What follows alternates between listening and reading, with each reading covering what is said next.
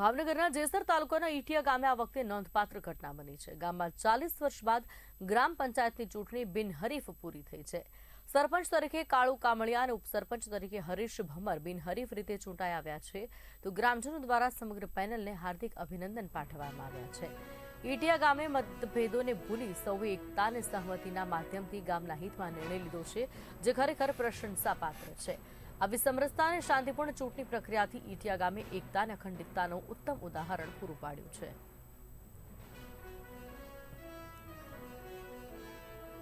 તો વાત કરવામાં આવે તો અત્યારે ભાવનગર જિલ્લાના જેસર તાલુકાનું ઈટિયા ગામ, જે ઈટિયા ગામ છે અત્યારે બિનહરીફ થયેલું છે। આપણી સાથે સીધા સરપંચ છે, આપણે સરપંચ સાથે સીધી વાતચીત કરીશું। જી સરપંચ। ઈટિયા સરપંચ કાળુભાઈ ઉનડભાઈ કામળિયા, ઉપસરપંચ હરેશભાઈ નાજાભાઈ ભમ્મર તેમજ અમારા બિનહરીફ સભ્યો દ્વારા મતલબમાં ચૂંટણી યોજવામાં સમરસ જાહેર કરેલ છે।